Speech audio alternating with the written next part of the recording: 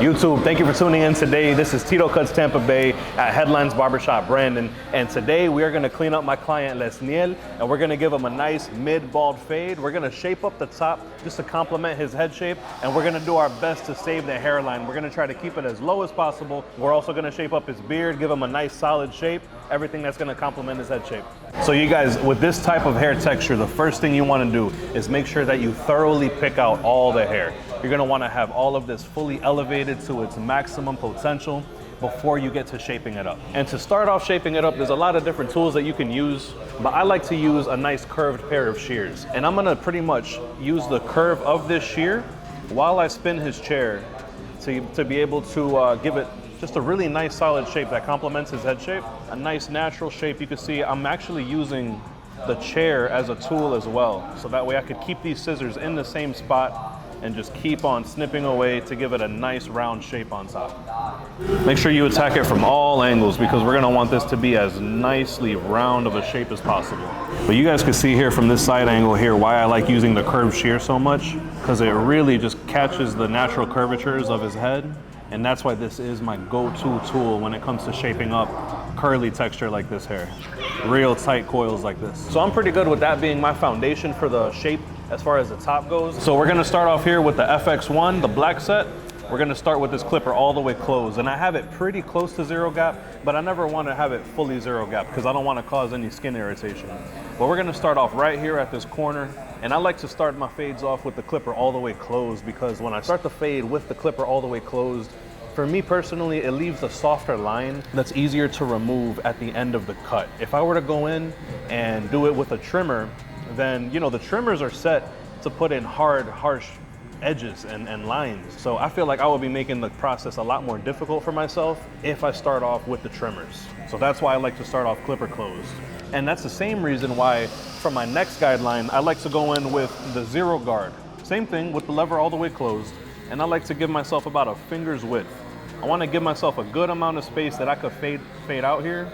A lot of times, barbers will make the mistake of making this initial fading panel a little bit too narrow. Because if you make it too narrow, you're gonna have too compressed of a fade. You're gonna wanna make sure that you give yourself a decent amount of space because this is the most important part of the fade to give a nice spread to. So now what we're gonna do is we've already set our baseline in here with the clipper all the way closed. And then we set our next line with the half guard closed. With this length right here, now I'm gonna go in here with my 1.5 guard with the lever open. Basically, we're gonna start transitioning our way into the bulk. So I'm gonna use a very straight up and down motion. And I use a straight up and down motion just so I could softly work my way into the bulk. Basically at this point, now we're gonna start fading our way down. So we'll take the 1.5 straight up, and then we'll close the lever and continue to work our way down. So here we are with this 1.5 guard, with this 1.5 guard open. Now that we've already taken care of that, now we can go ahead and close that lever on the same 1.5 guard, and we're gonna work our way just a little bit lower. We're almost going exactly as high as we did with the 1.5 open, but this is now like the stacking guards part where you're really doing like really close to each other, all these different levels. So that way they can all mesh and merge together. So there we are with the 1.5 guard lever closed. Now we're gonna go one more level lower. So the next lowest level is gonna be the 1 guard, but with the lever open. And same thing, we're almost gonna go as high as we did with that 1.5 guard closed, but just incrementally lower. Now that we're done here with this 1 guard with the lever open, we can go ahead and put that lever right about at the halfway point and just go a little bit lower. Now we can go ahead and close that lever, and you can slowly see this fade coming together. That's why I like the fading down process. And of course, I'm just doing a little bit of lever play here. You can see I open the lever up again, but this is just a matter of detailing as I go. So now the next level down that we're gonna do, we're gonna go ahead and grab the half guard. Now this half guard here, we're gonna go ahead and start with this lever open, and pretty much same thing. It's the same steps over and over again, guys, with the fading down. You know, start with the lever open, then the lever halfway, and now, if you remember, we started this fade off with the lever all the way closed on the half guard. So now, that should match up perfectly to the first step that we did in this fade. And now all we have to do is just flick out that very bottom line without the guard. So since we started this here with the lever all the way closed, I'm barely gonna open up that lever and just start to tap away at that line right there at the bottom. And just little by little, as I open my lever more, I'm gonna elevate more into the fade. So very small motions at a time. Look, here we're at the next notch, and we can move a little bit higher. The next notch, we can move just a little bit higher, and just making sure little by little we are working our way higher and higher. And this is gonna match up perfectly right here in the middle. Remember, we started off with the zero guard all the way closed. So by the time that we're here at the lever open, we should be good. I don't think we're gonna have much more detailing to do. And with this lever closed all the way now, we can just shape up and just make sure that we don't have any excess hair sticking up at the very top. So we can just glide straight up with this no guard closed. And now that section of the fade is done, and now we can move on to the rest of the head. So we're gonna go ahead and run that step back again. Let's go ahead and review these steps one more time. We are here with this 1.5 guard all the way open, and that should be able to work up into the bulk of the darkness at the very top of this fade. Now we're gonna close that 1.5 guard. And again, these steps should be looking pretty familiar to you by now. All right, 1.5 close. So now, naturally, what is the next lowest level if we're fading down? If we already did the 1.5 closed, that would be the 1 guard with the lever open. So here we are, 1 guard with the lever open, 1 halfway.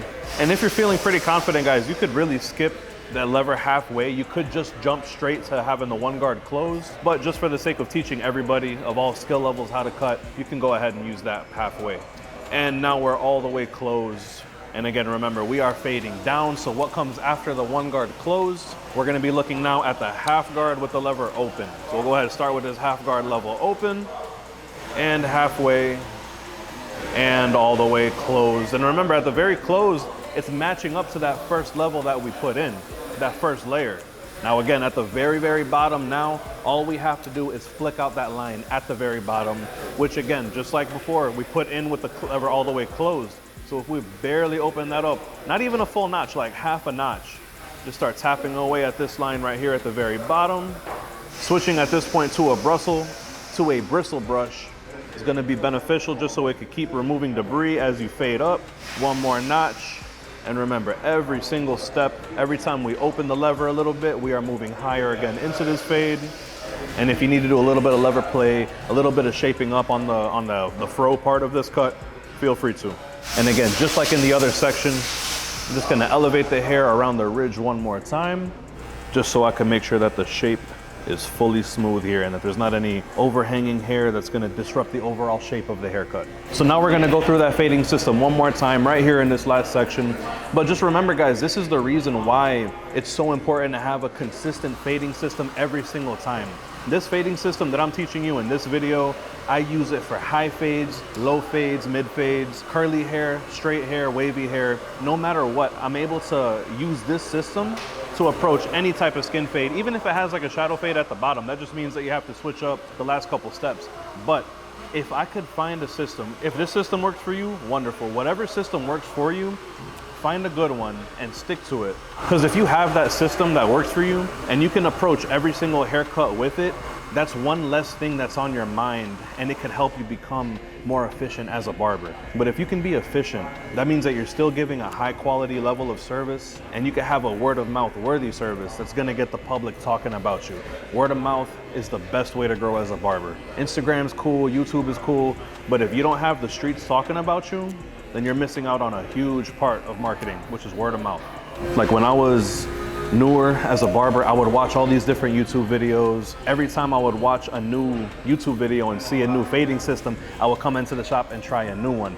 I'm not saying that you shouldn't always be watching content to learn, but when it comes to your cutting system, man, really try to lock in on one that works. Because if every week you're coming in with a new fading system, you may be wondering, why are my cuts not coming out consistent? And it's because the steps that you're taking to complete your haircuts is not consistent. So that's just something to consider, man. Efficiency is a huge part of this business. Consistency is an even bigger part of this business. That's how you get that return clientele. So let's go ahead and just clip away any little flyaways. We'll make sure that the shape of this cut is nice and tight. Is that now you can have your spare battery charging on the side, and it's as easy as that. Now I have a fully charged battery. So that's a really cool reason to consider getting the FX1 system. Super, super valuable. And this is part of the reason why I start off my fade with the clipper all the way closed, because since we started with the clipper closed, it's a soft line that I put in. This trimmer line will flawlessly blend, super easily blend into the very bottom of that section there. And you can see there's no hard line left because we didn't start with a super hard line. We are ending with super skin tight bald, and that's why it just blends so easily into it. But yeah, let's go ahead and bald out the rest of this head. Then we'll move on to the beard and the lineup. So before we move on to the beard, one thing that I like to do is I know I'm gonna have to give him a crispy lineup in the front. So if I could spray him down with some high percentage alcohol right now, before we do the beard, that's gonna allow this area to air dry, absorb any of the oils or sweat, anything from throughout the day. I'm gonna let that air dry while we get into the beard. Okay, so similar to the top hair, you're gonna wanna make sure that you pick this hair out. So we're gonna wanna have the beard hair also fully elevated up off the scalp, or off of his face in this case. If I'm gonna be debulking the sides, I like to go ahead and start off with a length like a 1.5 clipper, here with the lever closed, all right? And then if I start with full pressure here at the very top, and I could just keep a straight down motion, similar to how when we're fading, we keep a straight up motion, I keep a straight down motion, sloping this beard off of my client's face, so that way the shape can complement, and I'm gonna keep this going all the way around. So here you can see that straight down motion. When I talk about sloping it straight off the face, we're treating his face literally like a ramp that we could just like slope straight off of. Now removing the guard and going in with our lever open, I'm gonna have the same motion, the same concept, starting here at the sideburn, and I'm gonna start with full pressure and slowly elevate off the head. So that way we can softly taper in his sideburn. And now as you flip that over, we can still go in with this lever open, now lever halfway, and lever almost closed, and now fully closed. So similar to how when we were fading up, every time we opened the notch, we worked our way slightly higher. It's the same thing here. We started low, open, halfway, close. And just make sure that you polish off any loose hairs that may be sticking out here. Now I like to anchor myself like with my pinky on their chest, for example, and I use that as leverage to pull this clipper straight out. Because sometimes I do have naturally shaky hands, but if I could use my finger to anchor myself on his chest, it'll just help me keep a little bit more steady. So that's a secret that I didn't even realize until maybe a year ago. Now for the lineup, same concept. I'm gonna go ahead and start here, right here in the middle, and use the shape of your blade to make sure that you keep that line nice and straight and even. This area is also why it's important not to have your blades too zero gap, because if you have a true zero gap, then it's going to irritate your client's skin, and you definitely don't want that. We want to make sure that we don't give the client too skinny of a mustache. We've definitely noticed lately people have been liking and appreciating the more natural full mustache look. So if we start from the top, just to make sure that we don't go a little too skinny, and then we can just make sure that we just barely get that hair off the lip. Let's also make sure that we try to keep a nice natural shape to it. Now to be able to attack this line here, let's go ahead and start off applying some Tomb 45 shave gel. And we like to use the Tomb 45 shave gel mainly because of the vitamin E and the aloe aspects of this shave gel, where it not only lubricates the skin for a blade work, but it also will help heal the skin from any possible irritation that may happen. I'll go ahead and puff out your cheek right here. So always ask your clients to do that. If they are able to, now not everybody's able to, but if they are able to fill the cheek with air, that really helps increase the tension on the cheek, so that way you can get a nice crispy line there. But for the rest of this cheek now, you're gonna wanna be able to pull the skin to create that tension. Because as you pull and put a straight line with the razor, you'll notice as you release, it creates a nice, soft, gradual curve there. Now that shave gel does such a good job lubricating the skin, you can see all the rest of that hair comes off 100% effortlessly. Consistent way of fading, a consistent way of approaching the beard cuts will get you consistent results that you don't even have to think twice about. That's again why it's so important just to lock in and get the most consistent results you can. Remember here again, tension, right? Pull the skin, pull the skin. All right guys, so for the lineup, now same plan every single time, right? Well, we're gonna start with, we can see here, his strong point is the widow's peak right here in the middle. And of course, we're gonna have to kind of ghost line the side. So we are gonna remove a little bit of the widow's peak just so that way we don't have like 2 inches worth of ghost line on the sides, right? Now remember, this hair has already been air dried because of how we applied the alcohol in the beginning. So this should hit perfectly crispy.